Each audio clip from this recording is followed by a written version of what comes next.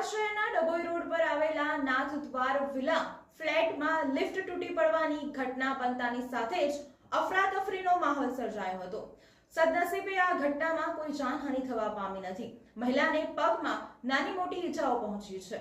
રહીશોનો આક્ષેપ છે કે લિફ્ટમાં જરૂરી સુવિધાઓનો અભાવ છે। ડભોઈ રોડ પર આવેલા નાથદ્વારા વિલા ફ્લેટમાં લિફ્ટ તૂટવાની ઘટના બનતા અફરાતફરી મચી ગઈ હતી। ગ્રાઉન્ડ ફ્લોર પરથી 5મા માળે જવા માટે મહિલા લિફ્ટમાં પ્રવેશવા જતા જ અચાનક જ લિફ્ટનો કેબલ તૂટી ગયો હતો। સદનસીબે કોઈ મોટી ઘટના બની નહોતી। મહિલાને સામાન્ય ઈજા પહોંચી હોવાનું જાણવા મળ્યું હતું। ડભોઈ રોડ પર આવેલા નાથદ્વારા વિલા ફ્લેટના સી ટાવર ખાતે લિફ્ટ તૂટવાની ઘટના બની હતી। ઘટનામાં ઈજાગ્રસ્ત થયેલ રીચા ધામેલિયાએ મીડિયાને કહ્યું હતું કે લિફ્ટના દરવાજા ખુલ્યા હતા।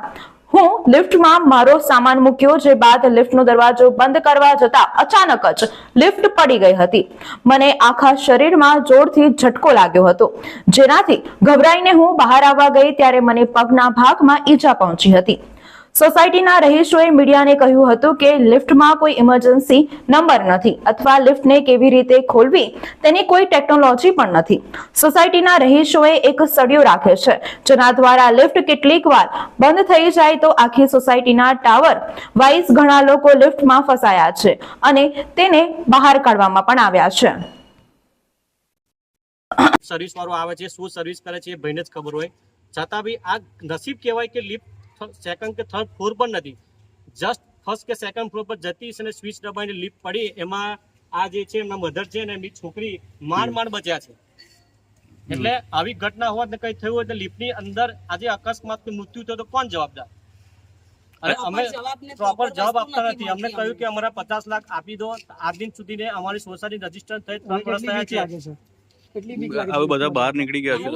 દરેકને બીક લાગે છે, લિફ્ટમાં જવાની દરેકને બીક લાગે છે, પણ અમારી પાસે કોઈ રસ્તો નથી। ઓલ્ડ એજ રહેતા હોય, 4થા 5મા માળે રહેતા હોય તો ઘણી વખત સંઘર્ષ કરીને જવું પડે છે।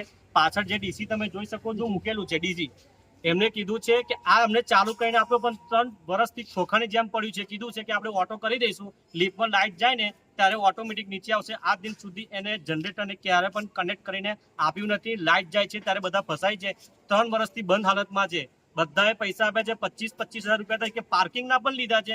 આજ દિન સુધી કોઈને પણ પાર્કિંગનો એક પટ્ટો પાડીને પણ આપ્યો નથી। તમે જોશો એ ટાવરની પાછળ બ્લોક બેસી ગયેલા છે। કોઈ ઘરનું માણસ હોય ને બાઇક પાર્ક કરી કોઈ બી પતો પડી જાય એવી સ્થિતિ છે।